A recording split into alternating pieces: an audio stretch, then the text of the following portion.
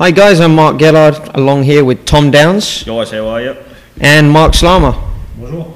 Thanks for tuning in to Talking Tennis, the show that promises to bring you the most current, interesting and controversial information regarding everything and anything in the tennis world. Talking Tennis is dedicated to bringing you insights from three in-the-trench coaches with differing backgrounds and from different cultures, but whose goals are ultimately to promote the sport of tennis and increase interaction. We aim to hold no punches as we attempt to transform the tennis world's thinking for the better. Thanks for tuning in again, and in this first segment here today, we're going to start off with the hot seat and talk about a very hot subject in the tennis world, especially in the United States at the moment, which is the current changes within the USTA, which is the American system for developing players. And I'm going to pass this over here to Tom and Marc now to discuss the USTA and where it is now, and how the new hiring of Martin Blackmon and the step down of Patrick McEnroe is going to affect the US tennis for the better. So guys, over to you. So just a precision, the USTA is the United States Tennis Association. It's not specifically just in development of players. It's what handles all of the tennis in the US in terms of tournaments. And in the last 7 years under Patrick McEnroe, they made a decision to focus more on player development, and they've invested 15% of their budget towards that. The budget becomes mostly from the US Open. So it's interesting for us to look at those last 7-10 years under Patrick McEnroe and take a look at where we are in terms of results, what the federation should and shouldn't be doing in terms of coaching. But let me ask you, Marc, did Patrick McEnroe's tenure as the head of the USTA, was it effective? Well, this is what we have to look at the stats and to make our mind on this, because there's debate right now. If you ask anybody in the streets, how is American tennis doing, they're saying we have no one, we have nobody that anybody can recognize. But having said that, I mean, they do have players in the top. I mean, in the men's, we've got John Isner, Jack Sock, Sam Querrey, Donald Young, Steve Johnson, and Tim Smyczek. That's my point. But any of those names, American tennis used to be Agassi, Sampras, Chang, the Courier. Everybody knew all those guys. Walk in the street, ask anybody if he knows Sam Querrey, and look at the blank face you're going to get. Is that because we're not developing champions, or people aren't as in touch with tennis now as they were maybe 10 or 12 years ago? Or, I mean, what are we trying to... When you say you don't know... It's obviously linked to the fact that these guys that you're talking about, if we go down the list, how many of them have made even a semi of a Grand Slam? John Isner? Never. Jack Sock? Never. Querrey? Never. Donald Young? Never. Steve Johnson? Came out of the college system. I don't know. Maybe around 16. Not, that needs to be checked. And Tim Smyczek, who's on his way, also has never made it far in a Grand Slam. Well, I mean, I hear what you're saying, but Tom, would you say that that's because Americans have been spoiled in the past? I mean, we've had guys, dominating, such as Sampras, Agassi, Courier, Chang, but now the US is expecting that kind of success continually. Is that realistic? No, I don't think it is, Mark. I think that if we take a look at Agassi, Sampras, Courier, Chang, guys from that era that won Grand Slams and were consistent, top 10 players, and, the guys that were household names, they had a significant greater amount of talent than the current guys that are coming through. So I sort of think it's... You could probably also argue that the competition is much stronger worldwide. Absolutely. It's more of a global game now for sure, but I think that... If we're talking about the USTA, if we look at Agassi, Sampras, they weren't trained by the USTA. These are pure products of private coaching. Agassi, his dad in Bollettieri, Sampras, Lansdorp, Fischer. If you look at that, the USTA... Probably fair to say Chang spent a bit of time there, but he was probably the only Grand Slam champion from that era who did. But I mean, that opens up a whole new can of worms, I think, because you're then looking at that constant debate of federation versus private coach, and what's the best way to go. I mean, if you're a tennis parent right now and you've got a kid that's developing at a young age and you're getting offers of maybe a free or partial scholarship to a USTA training site versus staying with a private coach, which is obviously going to cost you a significant amount of money. I mean, which way do you go based on that, what you've just said there? I think that's the whole basis of this discussion, is that the US has been very successful in tennis, training players privately. Like most of the players trained, and not necessarily Americans, a lot of players going through the academy, private system in the US have been amazing players. In the last 10 years or so, America hasn't produced that many. So this is why the federation decided to need to jump in and we need to do something now. It's a debate whether a federation should do that. We should maybe take a look at other countries to see what's going on in other countries. Is it possible for a federation to develop players, or is that something that happens on a... Well, I think in smaller countries it is. You know, I think in smaller countries it is. But in a country of this size, where you have three regional training centres operated by the USTA. New York, California, New York, and Carson, Florida. California, and Boca Raton, Florida. So... But I mean, you know, if I'm going to just make I mean, as you know, the USTA's national body unveiled plans not too long ago that they're actually creating a $60 million facility with 100 courts over in Orlando. So obviously some of the money that they're making through their tournaments or through the US Open, those funds are being pumped back into player development. So we like that. But, you know, myself coming from England, I have seen firsthand that buying facilities or creating facilities with this money, with this revenue, doesn't solve the problem. I mean, we've got one of the best training facilities in the world. If anyone's ever been to Roehampton, it's a fantastic facility. Doesn't smell of hard work, though, does it, that facility? Well, it doesn't. It doesn't. It doesn't, and the infrastructure's lacking. So just building this site is a great thing, but is it going to solve the problem? No, it's not going to solve the problem. It's interesting to look at other countries, because I refer to France, where I come from, and I know that in France, the federation trains pretty much all the players. By the age that they're 13 or 14, they go into regional training camps or the national training camp in Paris. And France has constantly been placing a high number of players in the top 100. However, with the exception of Mauresmo and Bartoli recently, France has been unable to produce a single Grand Slam champion or number one in the world. So that shows the limit of trying to create players using the same model for all of them. The French players are all created using the same model. All the French coaches have the same basic training, which is something that does not apply to the US if we compare.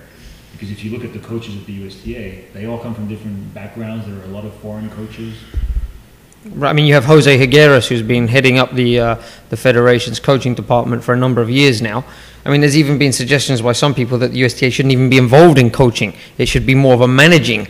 They should be more of a support system, is what we're hearing a lot, that rewards the coaches who are getting success in their own private structures. Well, I just don't. Those kids travel. That helps those coaches work. I just don't think there can be a cookie cutter system or approach for everybody.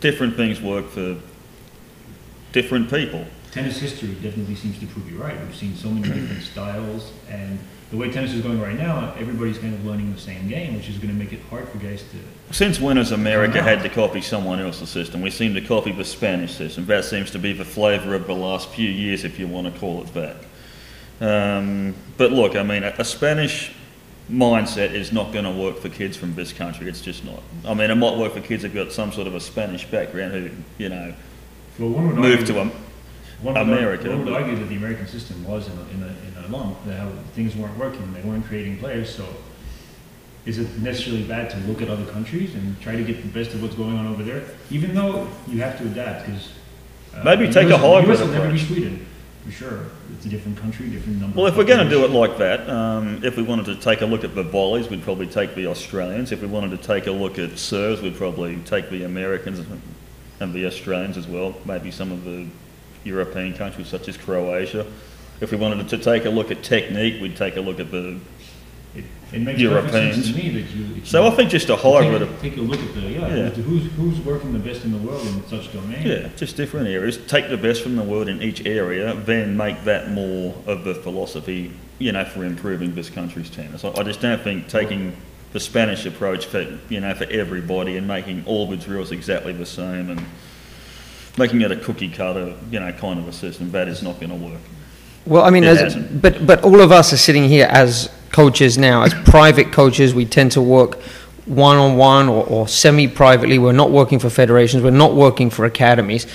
Personally, I've had some experience of this, and I'm sure you guys have, and other coaches out there that might be listening, that we work hard, we develop players, and there's always a constant fear that your player, if she or he succeeds, the USTA is going to be chomping at the bits to be involved with that player, and potentially you're losing a job. And I've got friends in the business. There's a guy that runs a great academy up in New Jersey called Court Sense. His name is Gordon Euling. I've had lengthy discussions with him, who says the same thing, that there is a constant concern as a private coach that if you develop a player and do a good job, you cannot compete with free, which is essentially what the USTA are offering a lot of players, is free training, free maybe room and board, whatever it is, and we cannot compete with that. Instead, the USTA, should they be just, like you've already said, a support system, but keeping the current coach. I mean, you look at players like James Blake, having one coach through their life, Justine Henin, players like that. But it's so much, for me, about the relationship between the player and the coach. Well, and when you go into an academy, you're losing that.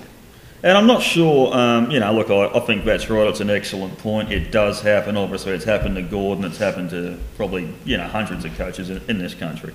But the other thing, too, is, from my personal experiences, every time I've called the USTA to get match play or get some organised training for some of the better girls I've coached from this country, they've always helped out. They've always tried to be a part of the team.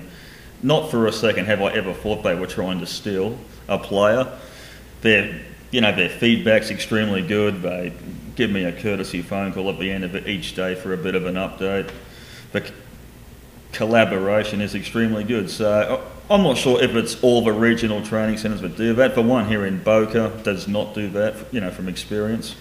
And I think now the USTA doesn't have any full-time students. That tells me they've gone in the direction of working as a team.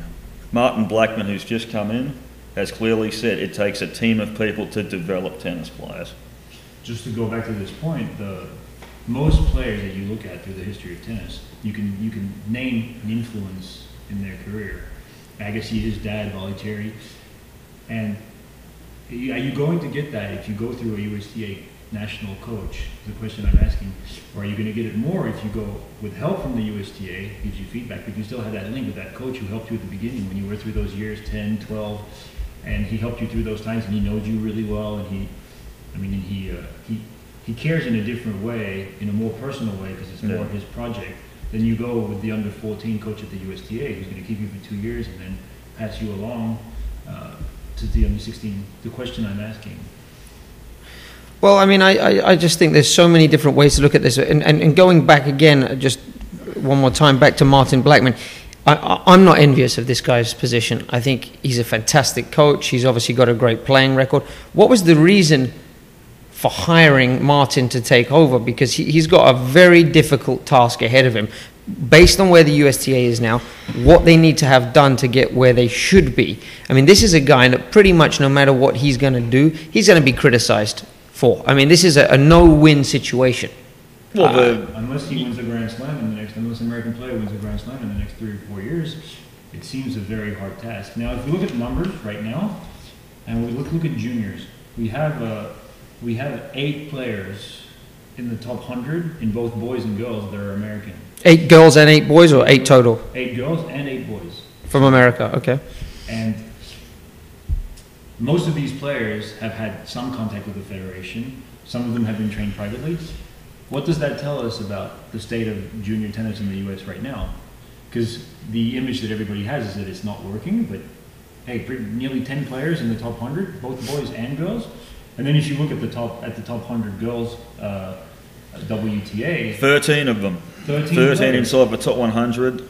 And most of them under 23. 11 outside of the Williams sisters, and a whole bunch of them ranked between 101 and 200. So it's looking good on the ladies' side. And a lot of these girls are under 23. A lot of them are under the age of 23, and almost all of them have spent a significant amount of time at the USTA. But for me, coming from England, I was actually at the Wimbledon qualifying with a player 2 years ago, and there was a bunch of guys there walking around, parents of players, I should say, wearing different T-shirts they'd had made, saying F the LTA, or LTA, and then in brackets underneath, let's try again, as the abbreviation of what that should stand for. That's the mentality or the mindset that we've got in England. A lot of people, British people, they have a lot of, the word is bitterness, I think, towards their own country's federation if they don't get what they think they deserve.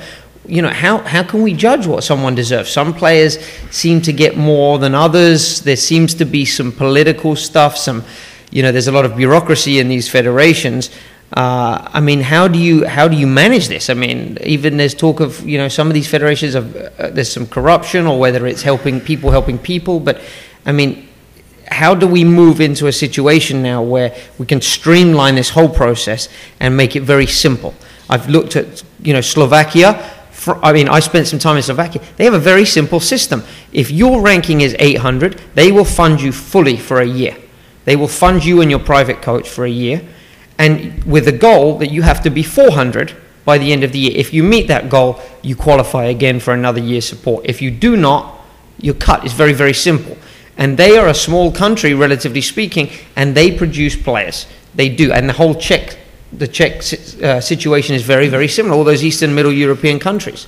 The interesting thing to me is I get all the time, Tennis Australia has a great support system for, for its players, for its coaches and all that stuff. And there's some good things about Australian tennis.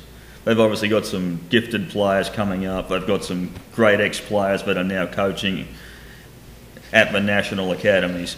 Recently, however, 2 players left their program, a junior girl and a junior boy. The junior boy now plays for Japan, and the junior girl has got her own coaching team. The reason they left is Tennis Australia said to them, if you train under our system, we will fully fund you, but we provide the coach and we call the shots. Both of those juniors said, no, thank you. Our system is working. We believe we've got a great support system. Why won't you support us? So, interestingly, the parents of these players have made comments on Facebook to the effect that the USTA actually supports their, the private sector and the players that choose to work with their private coaches much more so than Tennis Australia does. That's an interesting point. If you compare with France, which arguably produces a lot of players, and we have right now... Right now you've got, 9 players in the top... Right now we have 3... 4 ladies inside the top 100. We have 3 in the top 15 right now, and we have 9 players in the top 100. For the men? For the men. With the women, 4 inside the top 100. And we have... 3 or 4, yeah. In France, it's the same as what Tom was speaking about Australia. In France, the federation cuts the private coaches. So that causes a lot of tension and a lot of problems too. But the French players have this big advantage over privately funded players, is that they have to worry about nothing money-wise. And they don't have a system that's like the Slovakian system, because they're not so concerned about the results right away. They give them plenty of time to develop. They pay for everything. They're traveling, they're coaching. However, there are also some French players who choose to leave the system. Genie Bouchard, who trains in Florida, was under the federation, and he chose, because he felt that not the right choices had been made for him, he chose to come and train right here, and he's training in Delray Beach. Right. What about Sébastien Grosjean? Sébastien Grosjean was actually in the federation, was kicked out because he was too short. The federation told him, you're not going to do anything, so he went... And with Arnaud Clément being the same height, was he also kicked out? And Arnaud Clément wasn't even in it. Okay. They both trained privately in the south of France. Cédric Purlin had private coaching also when he pushed through the system. So there are arguments both ways. And it gives you a great security to have everything paid I think for. the bottom line is, if for federations to produce players and to get the best out of each potential top 100 player, let's say, different things work for different people, and the federation has to get it right for each player. I just have one last question. Is it possible for a federation of any country to say we're going to develop a Grand Slam champion? It's possible to say we're going to get players in the top 100. The US is doing it now. France has always been doing it. England, more difficulty. But I think with the game, I think with the way the game has been so global, I think if you did say that, I think it's kind of an arrogant thing to say. It's kind of a pretty cocky thing to come out and say. I don't think you can say it, because my question is more with numbers. Like if I get no, because if I get 20 top 100, is one of them going to be? Well, no, because we could have, like the French used to have a whole bunch of players inside the top 100, or like the Australians had there in. Like the 90s, we had Fromberg, Stoltenberg, the Woodies, all good singles players, all ranked between. But Tom, then look at, but you look at a country, for example, like Serbia. You know, this is a small-time Well, that's what country I'm with, getting to. yeah, That's the exactly what I'm getting no to, players, and they've because developed. They have the mentality of a champion. So is it the I mentality think- more? Well, yeah, I think it is. So I think that while the USDA does a great job in increasing the numbers, they do all these things for, the 10 and under programs and all that. That's fantastic. But if you want Grand Slam champions, you've got to install the mentality of a champion into your players at a young age, like a Pilic did for Novak Djokovic. Okay. Nicky Pilic did a tremendous job of. Let's look at the top 3 or 4 today. Djokovic, Nadal, and Federer, who have incredible statistics. Federer was trained through a federation, the Swiss Federation. He was trained by an Australian with the Swiss Federation. And a French. Peter Carter. Georges Deniau for a Peter while. Carter and, yeah. Georges Deniau for a while. Completely trained through the federation.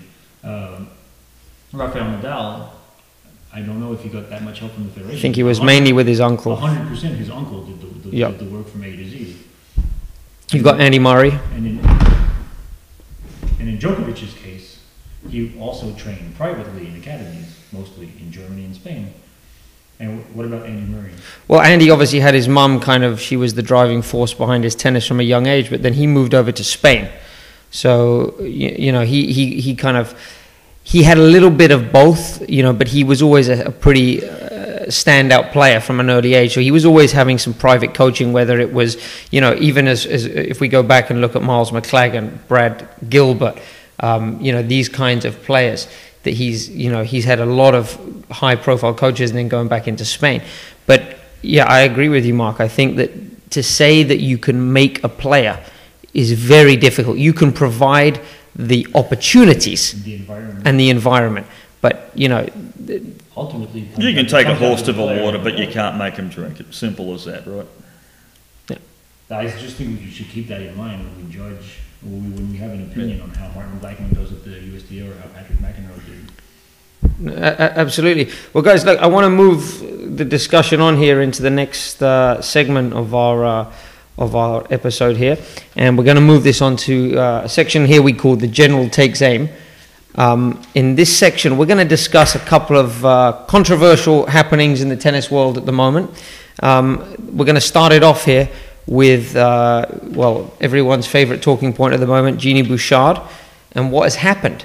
Recently, she's been in the news for her lack of form, but more than that, she recently refused to shake hands before the match with Alexander Del Guerro in the Fed Cup match, and that's created a lot of criticism.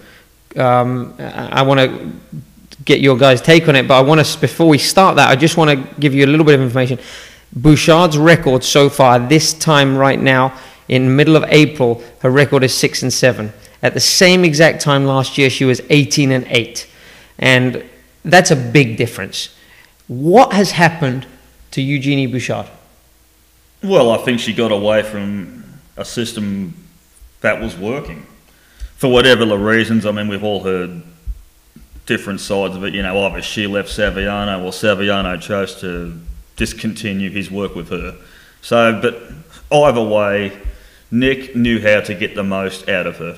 She got away from that. She's had some highly credentialed coaches since, obviously, Sam Sumik's. Sorry, he's the only one.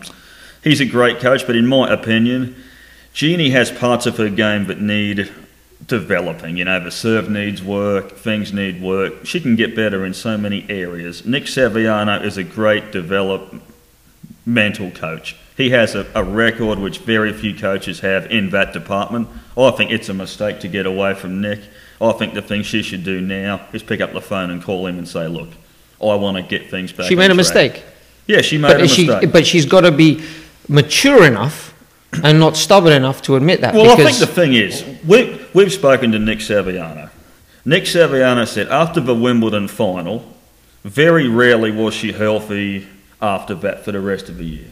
She did not take his advice. So every single week, she'd play because she wanted to play. She wouldn't take time off to heal them, to heal injuries. Just the injuries, whether it's a minor one or kind of a nagging one. She just kept playing. She was on her own agenda. That doesn't work for Nick Saviano, and it shouldn't. It shouldn't. She needs to be, if you've got something that's working, I've heard some people say, well, she was trying to find somebody better. She was trying to get better.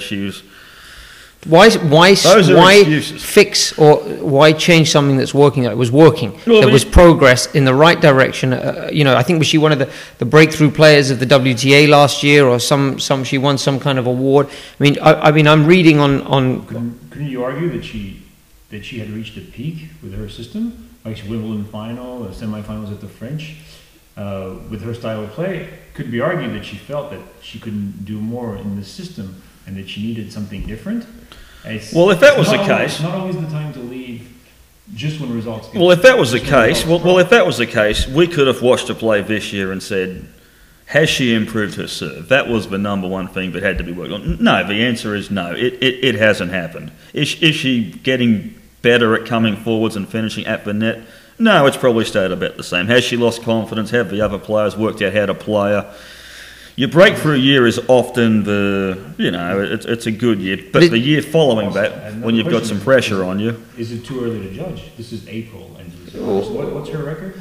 She's 6-7 right now. That's 13 matches. Well, I think some of the beatings she's had have been lopsided beatings. She lost first round at Charleston to Davis, who's a very, very solid player, but not at the same top level. 50 player, but hasn't done the things that Bouchard's done in big tournaments. No, I'm not arguing that the results are remarkably. No, I don't think it's.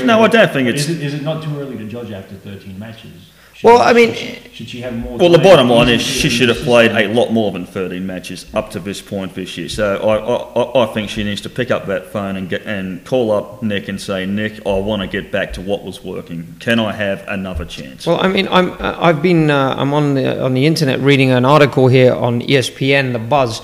And the title of the article is how Genie Bouchard's hands-off approach totally backfired. And I've been reading some of the comments left here by some of the readers, and it seems, it's certainly in this article, a lot of people are turning against her. Top commenter, spoiled brat with no class. Does that include her peers or no? This is just an article on ESPN discussing her. Too many people say she cannot handle the spotlight. Her attitude is bigger than her game. She's definitely the it girl. But what the it is, I fail to see. The Fed Cup is a traditional sport. She needs to go with the traditional, stay home. They're all valid points. I think she's a quality player. And I think she's going to be a staple player in the top 10 for a number of years. Her game is too solid. She's very, very strong in all areas. There's definitely parts of her game that need to improve, such as her serve, moving forwards, taking balls at the net. Whatever these things need to be improved on, they will be. But she is an extremely solid, well-rounded player. Like her or hate her. But is it too early to judge? Possibly. But right now she's not making the right decisions, and she needs to get back to what was working. Mark, any further comments on this before we move the discussion on? My opinion would be to wait till the clay and grass season have passed. And what are we going to say if she reaches the semis and finals again? I think it's too early to tell. She's been through a lot of changes. They were maybe bad decisions, but in the end, the results will tell. Right now, they're not to her advantage. So, all right. So she's had a rough couple of weeks. She's had a rough experience at Fed Cup. Yes.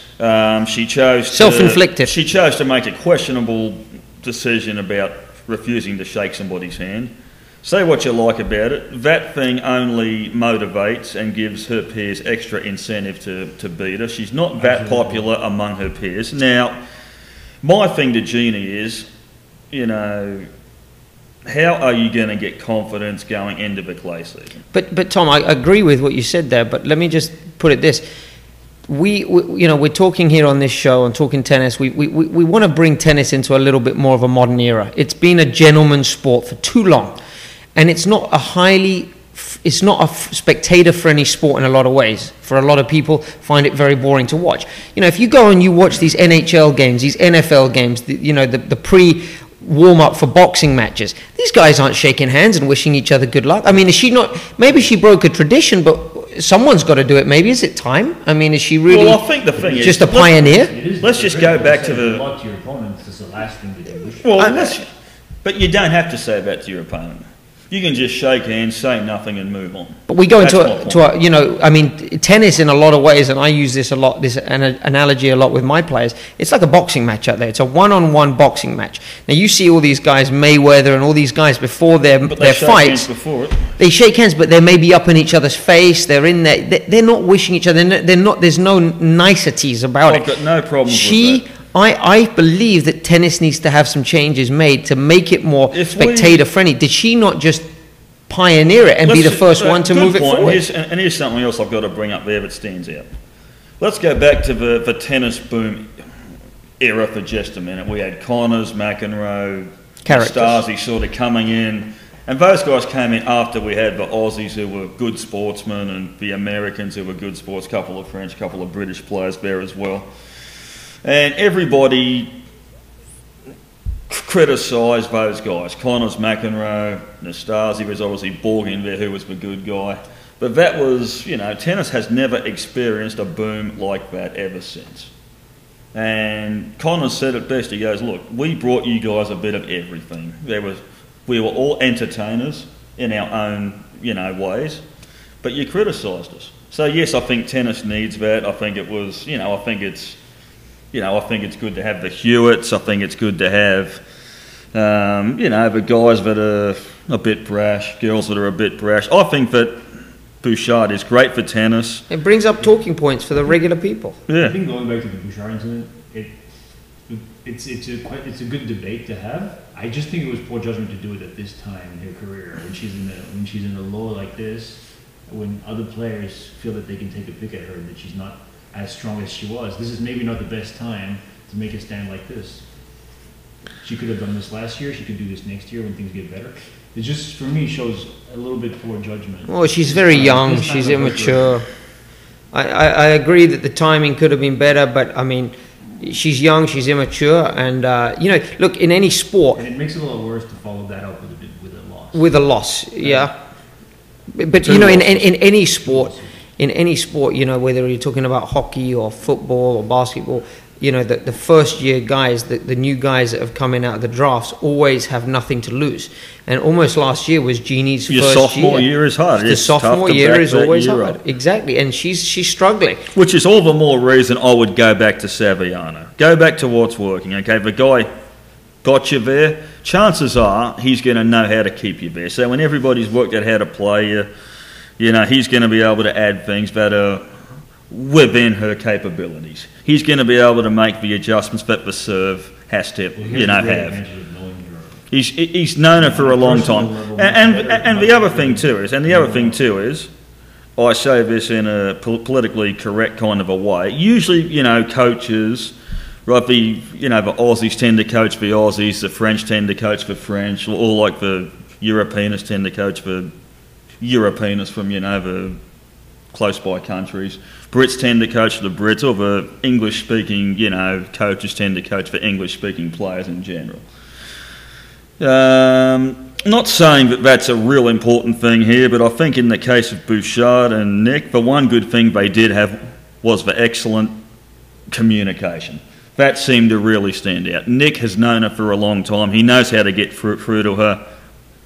Mentally, he was great for her. His on-court coaching was great.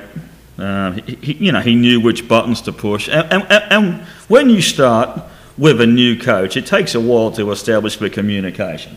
Sumik's gone, you know, from coaching an already established player like Azarenka. He did a great job. He made the adjustments and the fine-tunings that had to be made there for her to become a champion and to win Grand Slams, which he obviously did. But those adjustments took time. Those adjustments took time. It was not an overnight thing, but so far it doesn't seem to me as though the chemistry is right. Could it turn around? Well, look, I mean, it's possible. But if I'm Genie Bouchard, I'm going to pick up that phone and call the former coach. Yeah, I think right now with what Mark just said, based on her mindset of the timing of things, I don't think she's going to do it. You know, she's made a poor decision there at the Fed Cup. Well, I think it's an ego thing as well. I think it's an ego thing as well. I mean, I don't think she's going to admit she's made a mistake. I think it may come, I mean, it should come now. Like in a perfect world, I think it should come now. Do I think it will come now? No, I think it will come maybe end of the year. I mean, who knows? Probably after the grass court season would be a Well, yeah, a time when coaches tend to. Well, it'll be an interesting topic to keep an eye on, and I'm going to push on the discussion now and go on. You know, we've looked at a WTA player. I want to spotlight a little bit on the ATP side now. I'm going to ask Mark here. Rafa Nadal, what's going on? Is he finished? I mean, I made a call a couple of years ago that Federer was done, and that didn't turn out too well for me. So I'm going to sit back on this one and let you kind of give us your insights, because he's obviously struggling, and you've got some numbers there that you can provide us with. Before we go into the analysis, let's look at some numbers. This year, Nadal is 19-7 after the Barcelona tournament. Last year, he was 26-5. So obviously, this year is more difficult for him. But if you look a little closer at the numbers, last year, and specifically the clay season, he lost in the third round quarterfinals of both Monaco and Barcelona. So the same as this year? Pretty much the same as this season. And against, you would argue, the same level of players.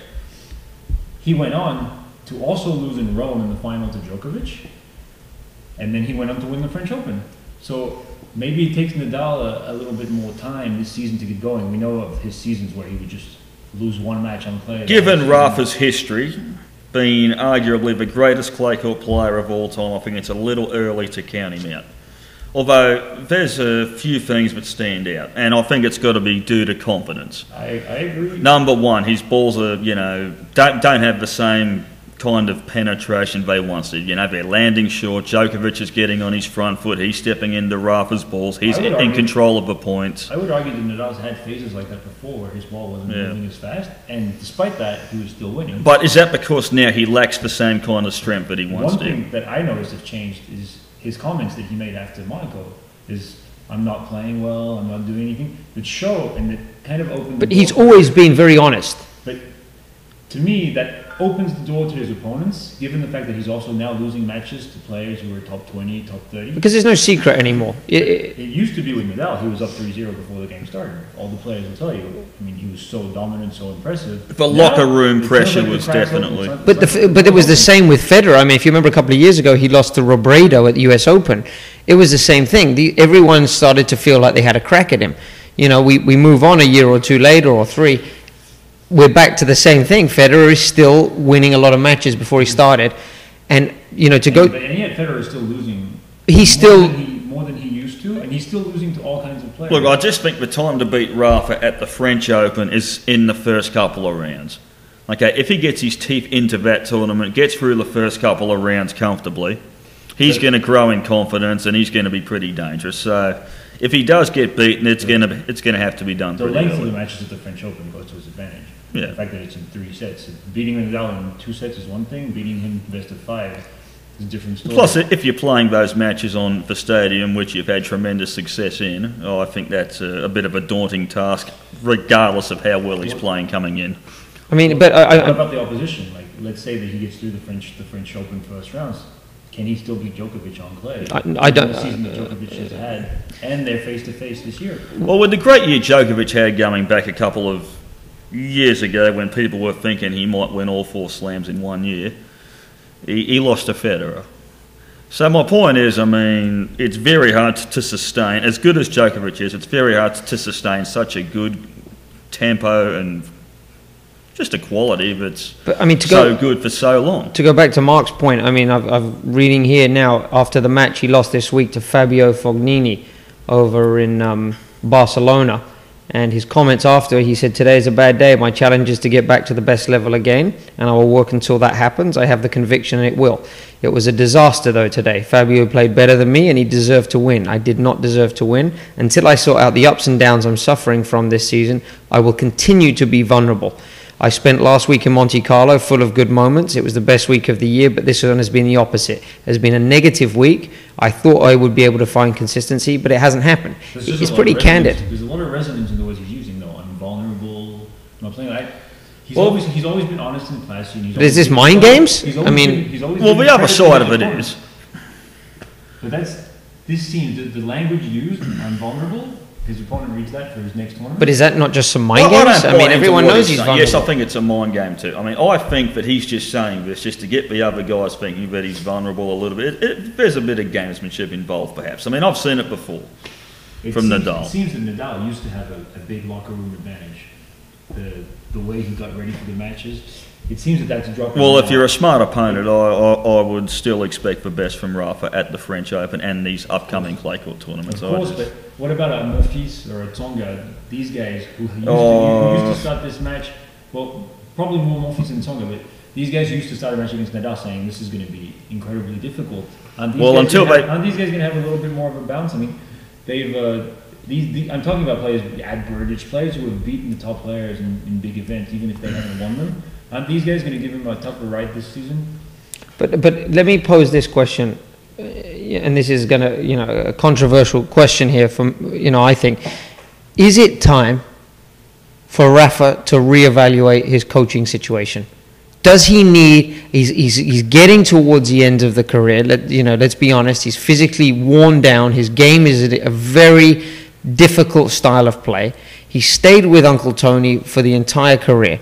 But is this a time to maybe go back and say, you know what, I need a little bit of outside help now. I need a new voice. I need something fresh because I'm struggling. Or does he just stay true to what's worked I'd probably do what the other guys have done. I would get somebody in there, a former Grand Slam champion who's gone through some slumps, who's had a bit of a tough time and who got back on top. The prime one for me would be the Austrian left-hander, Thomas Muster. That would be a great one for Rafa. It's true that if you look at both Federer and Djokovic, they're not changing their coaching teams, but they are adding. They're looking for ways to get stronger. With Nadal, you can argue that he hasn't done that. He hasn't had that. Well, let's just go back to Genie Bouchard for a second too, right? Genie Bouchard did have Natalie Torsier helping out with Saviano. So, again, maybe a smarter decision for her might have been to bring in somebody to work with Saviano and to keep things fresh with Saviano. Both Federer and Djokovic can argue the benefits of bringing in you. Murray Lendl, Murray Maresma. We've obviously got Andy working with Emily Maresma. We've got Novak working with Boris Becker. Wouldn't surprise me if Hewitt started to work with Kyrgios soon and some of the Aussies. I mean, he's already helping out, so many of the young Australian players that are inside the top 200. So and top 100. Are we thinking that Rafa is done, or he's going to come back? I mean, is this the beginning of the end, or is this just a hiccup? Too early to say. I would agree with Tom. Don't count him out for this season. I wouldn't count him out, but if I'm Rafa, I would get Bjorn Borg or Muster in that coaching camp. Both of those guys have won French Opens. They've won Grand Slams. Muster probably worked harder than any guy who's ever played great clay court tennis. Get a fresh voice in there. Just try it. Okay. Well, let's move on to the next segment here. We've got good call, bad call here. In this segment here, we're going to go out with a couple of topics here. Going to be pretty fast-paced, not going to stay on these too long. But we got 4 topics here that I want to have the guys on the panel here discuss. The first one being good call, bad call. Stosur is working once again with Dave Taylor, her former coach who took her into the highlight or the top of her career. She's been struggling this year or the last year in all honesty, and she is now back with Dave Taylor in a sharing position because Dave is still working with Ajla Tomljanovic, so she's not getting him exclusively, but she is back working with him. Good call, bad call? It's a good call. The reason is it worked before. At this stage of her career, Stosur is not open to making changes. She does not want to spend time on her backhand. She's all about the serve and the forehand. She's all about the serve and the forehand patterns. Dave Taylor is known for his patterns. Dave Taylor was able to get through to Stosur. He got her playing her best tennis. She won a Grand Slam. She got to 4 in the world. Since Dave Taylor, she has looked a little bit lost. Maybe she's not open to some suggestions at this stage. She's 31. A joint coaching arrangement for Sam Stosur is absolutely fine. She knows Dave Taylor great. She has full trust and confidence in him. I think it'll work well. Okay. Next one. Wozniacki. She has supposedly, and I believe this to be true, she's hired Sanchez Vicario to help her out with the clay court season.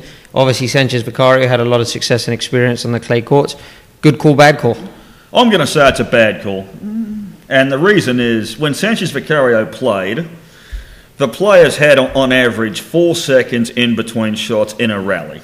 That has since decreased to 2 seconds. The game is faster, the girls are bigger and stronger. Sanchez Vicario is essentially, we could argue, a previous generation version of a Wozniacki. Maybe she came forwards more, maybe she played more of an all-court style of tennis, but was she somebody who moved forwards, took balls early, somebody who opened the court in a variety of ways, and she played more with soft topspin. The game today is more about offensive topspin. I think it's a bad call.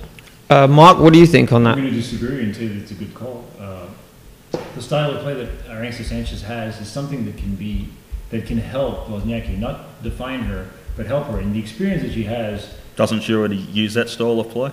Yes, but now she's going to be able to talk with someone who's actually made that style work and who's made that style win. And it's the same thing when we go back to Lendl and Murray and Federer and Edberg, is getting that little extra thing that's going to make the difference for you to have. All right, but if you're Wozniacki, wouldn't you get somebody who was a little more offensive minded, somebody who was more about coming forwards and finishing, and somebody who would, look, I mean, the game is physical, you need the weapons. I'm going to argue that Arantxa Sanchez Vicario in her prime would not be a top 20 player in today's game.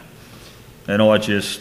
But I mean... I'm going to argue back there that Sanchez Vicario faced the challenges that she faced at her time, and despite a game that most people called limited, found a way around them. We all know that it comes to a few percent at that level. Maybe Arantxa can give her the 2%. I'm going to say good call. I'm actually going to say it's a good call, but I think that Sanchez Vicario brings a lot of experience to the table. But the one thing you have to remember with Wozniacki is that she has tried this in the past. She had Thomas Hogstead in there for a while. She had Thomas Johansson in there but she's repeatedly gone back to her father. He's the Tony Nadal of that situation.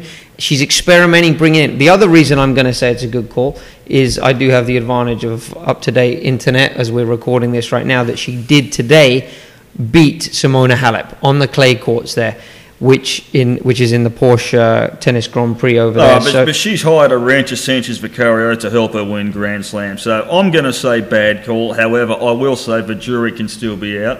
I will say... so are you fence sitting there, Tom? Are you taking a bit of both? No, I'm going to say bad call, but we need to wait and see how things pan out at the Grand Slams. Okay. Well, I think it's going to be interesting to watch, and I think obviously today's result beating Halep in 3, 7-5, 5-7, 6-2 in 2 hours 58 minutes. So it's all right. So my question is, we are coaches. Has Sanchez Vicario? When did she start coaching, Wozniacki? This has just happened recently. Well, can we really give Sanchez Vicario that much credit for this win today? Well, I agree with that, Tom. I have to say, I think that there's probably very little being done, but is it a confidence thing of just having that name in your camp? I agree. There is a psychological effect to it. Well, I mean, yes, there's the psychological. First tournament with a coach, a different approach. It's possible to get. I don't know if this works long term, but right away the first tournament is quite possible. It's a mindset. I want to see can she beat the big names on the biggest stage under pressure with Sanchez Vicario in her corner. I'm going to say I don't think it'll happen. She's a nice girl, so I hope I'm wrong. I think. Look, I think that it's a good start. We can't say anything else. I mean, I was one of the people several months back that said Murray Hine Mauresmo was not a good decision. And I think I've been proved somewhat wrong by that. I'm still going to go with good call, but we don't know Arantxa Sanchez in that role. That's the element that we don't have. The other thing too is I'm going to throw in there. The other thing I'm going to throw in there too, guys, and I know this because an Israeli junior that I coach was formerly coached by Arantxa Sanchez Vicario. And I know the style that Arantxa brought. It was a defensive kind of counter-punching tennis with interjections of all-court play. It wasn't really coming forwards, taking balls early. Wozniacki doesn't need to, change her overall game style. She just needs to tweak, to add a little bit more. So the adjustments would be more about coming forwards, finishing, trying to get a couple more 3 points a game. Maybe add a few serve and forehand patterns or serve and backhand patterns. Whatever it takes to play more all-court tennis, offensive-minded, and we can't say that Sanchez Vicario had that offensive kind of a mindset. Okay, whilst we could say she had interjections of all-court play, she essentially had a counter-puncher's mindset. For Wozniacki to dominate, she cannot have a counter-puncher's mindset. And the other thing I will say is, let's look at Justin, let's look at a Gimmel-style coaching is. No, Justin does not need the job. Arantxa Sanchez-Vicario, despite what people may think, and they might not agree with what I'm about to say, she does need this job. Why? She has had financial issues, and she's gone bankrupt. She was recently, and could still be for all we know, she was the director or something like that of sports at a high school in the Miami area, of a private high school. So she needs the job. So she needs the job. So when you need the job, the pressure is on. It's not going to be an easy situation with the Wozniackis.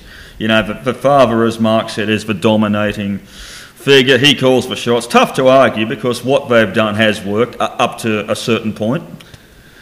Well, I'm in agreement with that, and I think if you guys we're going to move on to the next one. Hingis playing singles. She made a return for the Fed Cup this past weekend against Poland. She lost, I believe it was 6-4, 6-love to Agnieszka Radwanska. But she did say she was happy because she got back on court. Full-time? She is not playing full-time, and she has since said that she will only go back to playing doubles next year. But she wanted to have a shot back at the singles. Now, Radwanska, after the match, did say that, you know, Martina could make a comeback in the singles. She's good enough. But Martina made it very clear after that Fed Cup weekend that she was very proud that she played. She was proud that she coached the doubles team to winning that doubles rubber there, which ultimately was the difference between the Swiss winning that match over Poland. But was it a good call or bad call for her to make a comeback this weekend and take a spot from a younger Swiss player who could have had an opportunity to play? Mark, good call, bad call? I'm going to go ahead and say good call, because that young player who didn't get a chance to play got a chance to maybe train or see this player in action. We know it's not going to be long term, so she's not taking a spot up for the next couple of years. These players can still prove themselves. The influence that she's had in Swiss tennis is immense. So these players can only benefit from this. The influence that she has on the team. If I was the Swiss captain, I don't know if I would have done it, but they won the match. Good call. I think it's a good call. I'm going to say, if we look at Kim Kleister's successful comeback there for a while, Justine Hanna could still come back and play at the top. Martina Hingis could come back and play at the top too for mine. Also, if you're on the other team and you see a Martina Hingis who has not been playing a lot, you know, mentally, that's going to be a tough thing to handle, because you don't want to get beaten by a former champion who hasn't been playing a lot.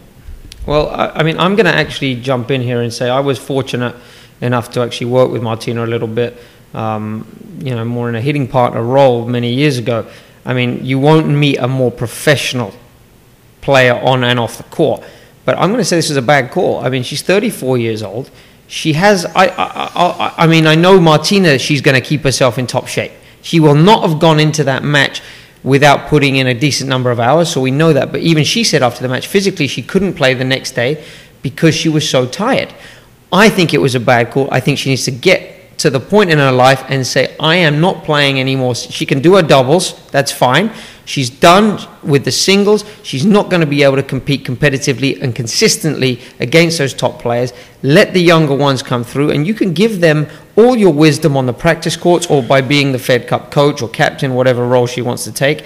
But that was a bad call. She needs to stay in the coaching position at that level. And I'll also say that if I'm the Swiss Fed Cup captain, while I said it was a good call for, you know, for the psychological aspects, you know, if you're a top 50 player or Radwanska even, you feel a certain amount of pressure playing Hingis, because you don't want somebody to say, well, the state of the ladies' game can't be great if Martina Hingis, who hasn't played for years, comes out and beats Aga Radwanska. That doesn't look good for women's tennis. So there's a bit of pressure there on Aga. I'm going to back up what Mark says. If you get a former champion involved in a Fed Cup format, you've got to give them a certain role. But unfortunately, I couldn't see too many of those captains having the courage to say to Martina Hingis, your role is to be a mentor and advisor for these players as well as playing doubles, because Martina Hingis, as Mark would know better than most people, has obviously that competitive ego, like all great champions have. She would be in that, you know, kind of an environment. She'd be feeling that buzz to get out there and play. That's what she did. Physically, she was probably fit enough to perform at her highest for about a set. Well, Right. We might say a set and a couple of games after, but eventually would fizzle out. So winning a 3-set match against a player of just the not caliber realistic. of a Radwanska is Just not realistic. it's a tall order. And so I'm going to push it on again to the next. We've got two topics left in this segment. I just want a quick one on this because we've already glazed up. Well, we've already been on this in detail. Martin Blackmon becoming the head of the USTA. Mark, good call, bad call. Good call. I'm fortunate to know him and give him a large benefit of the doubt. Tom? I'm going to say it's a good call because he's a passionate man, he's a good man, he's a humble guy, and I know him pretty well too. He is not going to be bullied, although he is humble. He is going to make decisions for the best. You know, some people think that the person in this role should be somebody who does not need the job. I don't know if he needs the job or not, but I think he wants to do the job, and for me, that is very important in this position because it requires a lot of passion. He's got thick skin. He's going to be prepared to cop the criticism that comes his way. He's been a player. He was a player who was developed by a coach. He got to 150. He went to Stanford. He's an educated man. He coached college tennis. He's coached kids at an academy that have had some success. He's pretty much, out of all the candidates, he's the most complete. For me, the lead guy would be a Harold Solomon because he's done it all. He was 5 in the world. He does not need the job. But obviously Harold's not interested in that at this time, so I'm going to say it's a great call. Okay, I mean, I'm going to say it's a good call. I was surprised by it, I have to say. But I think it's going to be a refreshing call because we've had if you want to call it a figurehead, Patrick McEnroe. He's a more of a well-known guy. His brother was famous. And obviously Patrick played at a high level as well. But he was more of a figurehead. I never really believed he was going to be the guy that was in the trenches day to day. I think Martin Blackmon will be. Therefore, good call. Well, I also think the guy in charge in the trenches is important. Obviously, we're biased, but we'll say it's important. Good businessman is important. He fits the bill there. He runs an academy. He understands, how to get things done in tennis. He understands tennis. He understands the business. Good call. Right, and we'll move on to the last one in this segment now. This is a question posed by me, and I'd like the panel to give me their thoughts on this. Raonic will be the next breakthrough guy to win a slam, beating out guys such as Nishikori. Mark, good call or bad call? Bad call. I see Nishikori first, given the history of the last couple of years, and also the more complete game he has and the success he's had against the top players in big environments. You think that Nishikori's got the weapons to win a slam and go that whole way? I mean, you've got to hit through those guys like Novak. It's tough to argue that since he's already been in the final. So he was one match away. I think Nishikori has the skills. Maybe not this year, but for me, he's the top on the list. Okay, Tom? I disagree. I think it's a good call. Raonic has the tools to be a Grand Slam winner. Nishikori, let's take a look at his coach, Chang. Michael Chang had X Factor. Michael Chang had I want to say, maybe not a greater skill set than his student, but Michael Chang had X Factor. He brought it in the big moments. His first Grand Slam final was a success, unlike his students. Nishikori to me lacks a little bit of X Factor. He is not Chang in that regard. Can Chang have an influence on him? Remains, yes, I think so. But for me, Raonic has the weapons. He has the big serve. When you play that type of game, I think you'd always have to give him a slight edge over a guy like a Nishikori or a Dimitrov to win majors. Okay. Anything else, guys? Panels? No? Okay, the last one here. Women's side, Halep will be winning her Grand Slam before Bouchard. We've obviously touched on Bouchard today. Good call or bad call? Halep before Bouchard winning a slam.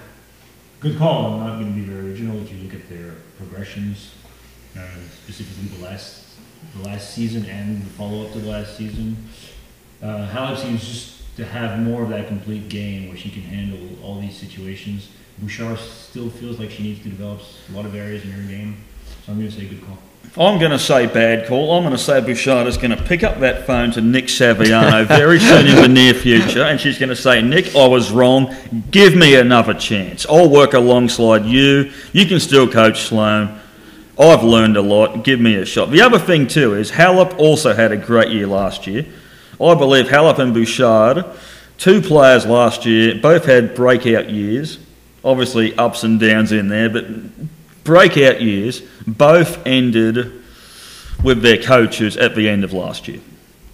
Interestingly enough, I'm going to say that Bouchard is going to go on, become a Grand Slam champion. She's going to, like a Wimbledon champion, I think, soon. Okay, well, interesting debates there. We're going to push on the conversation now. We've got last two areas of this, and hopefully for Tom's sake, Genie's listening to our conversation here on this Talking Tennis show tonight. We'll hopefully she is tuning in, and she may pick up that phone. We're going to just push on now to the last two sections of this podcast today is Advantage Tom, and in this section here, we're going to really look into some set patterns of play that the top players have been using. We're going to look at guys like Novak, known for his great returning game, his offensive prowess as well as his defensive. Tom's going to just break down a couple of patterns of play here and look at why these guys like him are such good returners and what are their keys to success. So Tom, I'm going to pass this over to you, and obviously Mark, I want you to jump in here and give us some feedback as well. In the next episode, guys, we are going to focus on more of the men's game. Right now, I'm going to talk about the most important part of the ladies' game. That's the return of serve. This year's Miami Open. Let's take a look at it. First serve, return points won. On average, 44%. That is outstanding. I'm going to use the same four players for each of the segments on the return of serve. Pekovic, 57% return points won on the opponent's first serve.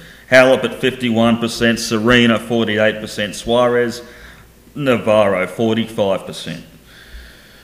Let's maybe take a look at Sam Stosur, just for interest. Obviously, she's made a coaching change. On average this year, first serve, return points won, 34.5%. Okay? Down a little bit more. Women's tennis is going more in the direction men's is going in some ways. The points won on the opponent's first serve is an important stat. 41% of first serve return points won. Pekovic 55%, Halep 48%, Serena 45%, Suarez, Navarro 35%.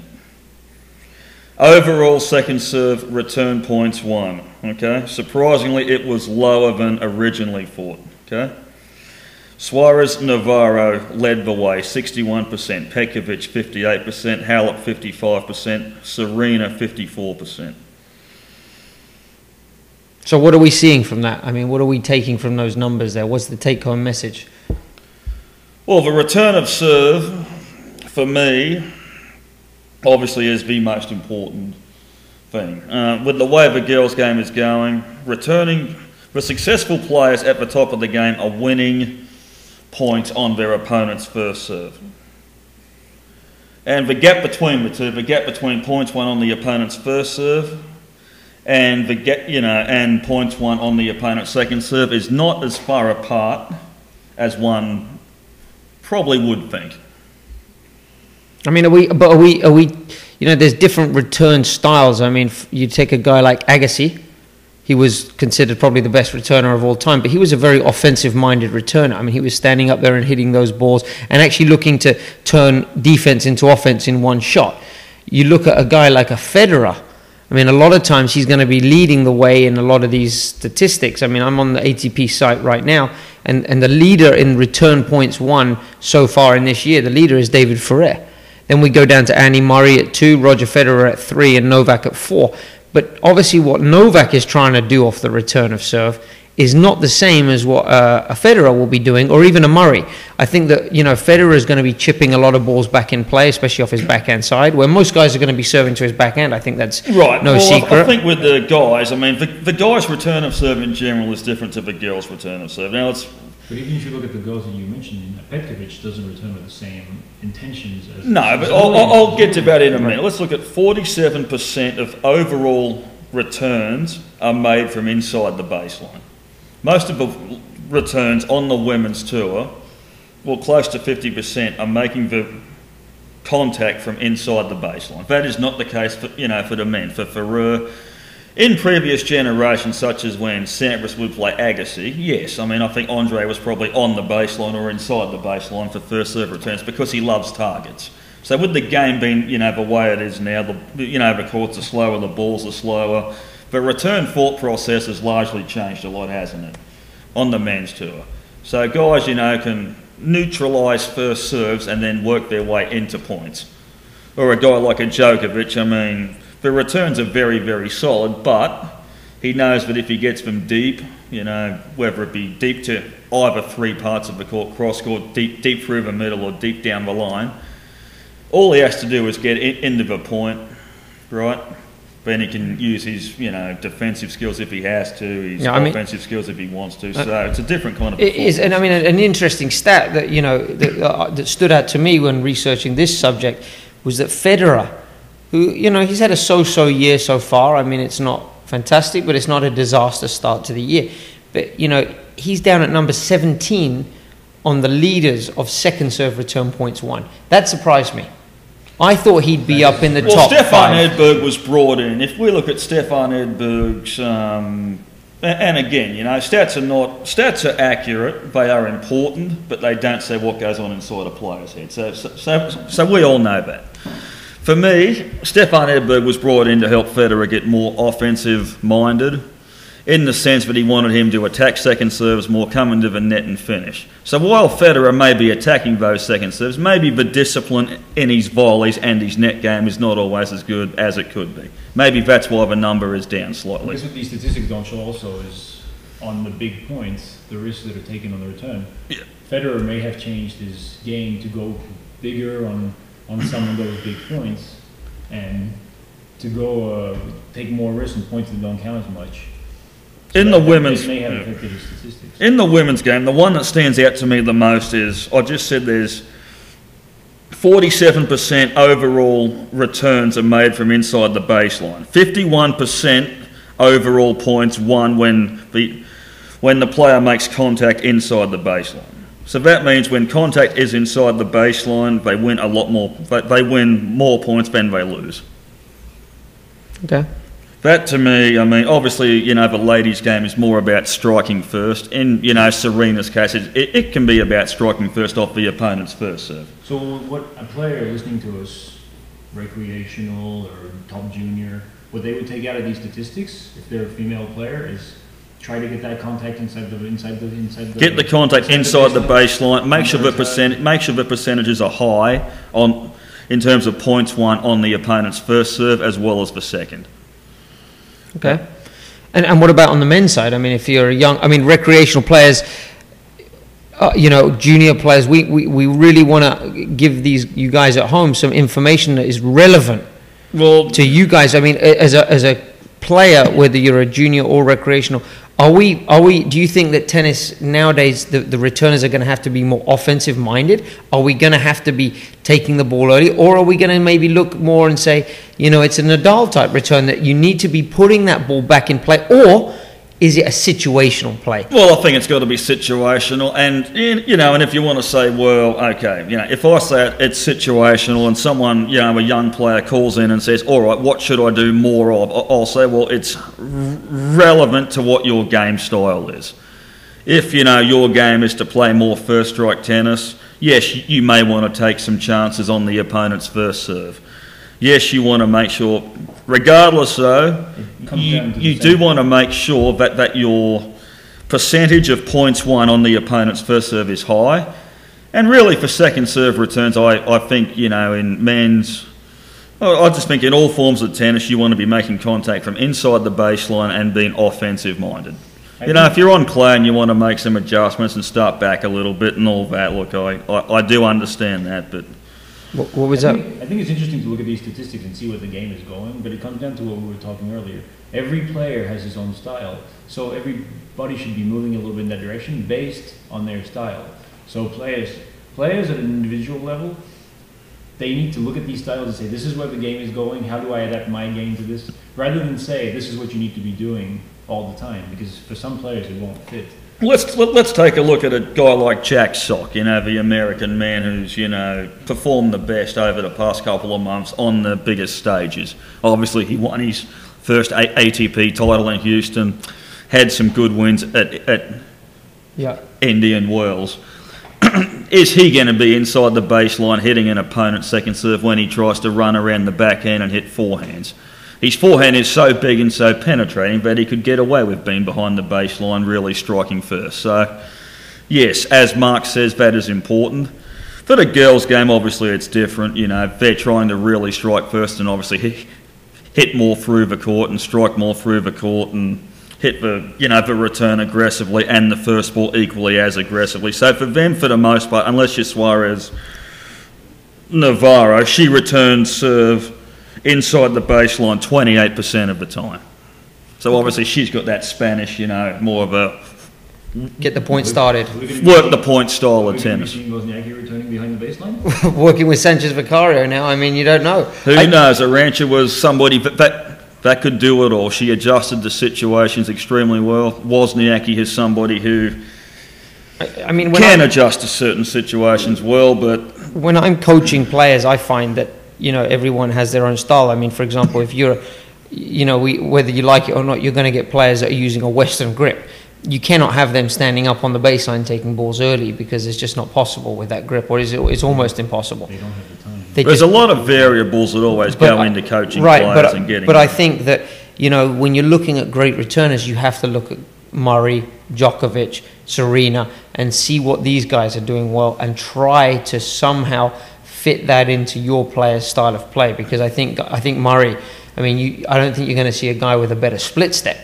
But some people cannot, it's a very hard thing to do that, split step as big as that and make that big step forwards. Whereas Novak, if you actually watch when he returns, he kind of just takes a small hop forwards, but he's in a very aggressive and offensive. It's a glide step. It's a very offensive position to start, but his body weight is almost leaning and falling forwards into the court as he makes contact with the ball. Whereas Murray, he stands way back on the first serve and takes this huge split step and then hops into the court.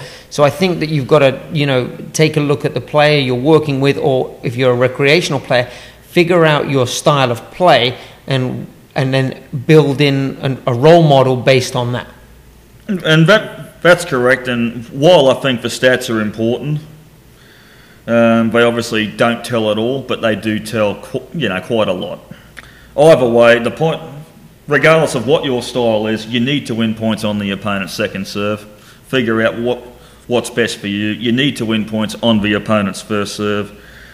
If you're getting behind, you need to make adjustments, right? We do know that if you're down a set in the break, for example, and if you do need to make some adjustments, well, maybe try making more contact inside the baseline on the opponent's second serve. Oh, I agree with that. And I'd like to move on now to our final segment in the show, which is the Talking Tennis Tip. And in this section, we'd like to give some insights for the recreational junior player or even the professional player that might be listening, something that they can do to improve their game exponentially. And we're moving into the clay court season here, so I felt that it would be important to give something relevant to the clay court season. Mark, I'd like you to provide us with a tip that you feel that players or coaches listening to this show could take home with them. Well, obviously on clay, a few factors change to their game. One of the things that I would develop that's not necessarily developed in all recreational players and junior players is the ability to learn how to slide on clay. Even on archery, you can slide. It's not as easy as on the red clay, but it's possible. And a few things that you need to think about when you're learning how to slide is the first thing is the timing. The slide has to be done before the swing. You have to slide. You have to be balanced by the time you swing. It has to be the same as the little footwork. You have to slide before. The second thing that I would say is when you learn how to slide, learn how to use both legs. You're not sliding as if you were on a skateboard. One of the legs has to anchor you a little bit. The other one has to push. That's how you get the slide going. Those are excellent tips there, Mark. The one I will add is when you are moving towards your forehand side, a lot of players will move towards that forehand slide and their outside foot will really be too far pointed in. Get your foot turned out a little bit more, so it's like 30 degrees pointed in or so, and put the pressure on the inside part of that outside foot. So for me, being a right-hander, I'm going to turn my foot out, I'm going to slide, and when I say put the pressure on the inside of my right foot, I'm going to cut my foot, I'm not going to cut my foot in half, but I'm going to draw like a line straight, but down, right between my foot. I'm going to put the pressure on the inside part of that right foot, and I'm going to use my toes to brake.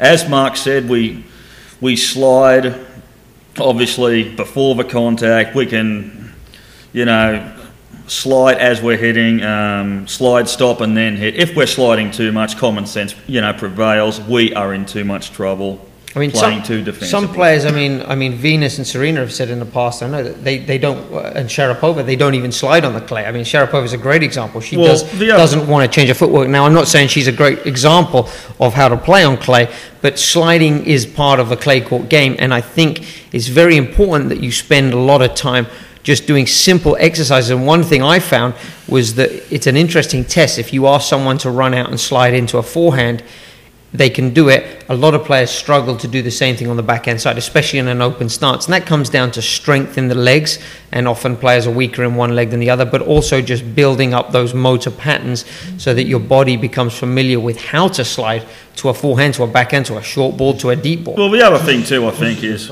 Sorry. Just as a thought, you'll notice that some of the top men players slide on hard courts. So it's a technique that they use. Monfils slides, Djokovic slides on the hard courts. So it's more natural to do it on clay. I really recommend all the players. Are you encouraging recreational players to start sliding on hard courts? No. You need exceptional physical qualities to do that. Yeah, absolutely. Well, guys, I think we're going to wrap it up here in the first episode of Talking Tennis, and thanks very much for watching. If there's anything here the panelists would like to add at the end, I'll open it up now. But from me, I appreciate you guys listening to us, and please keep checking back for more episodes. Thank you. Thank you. Game Nadal.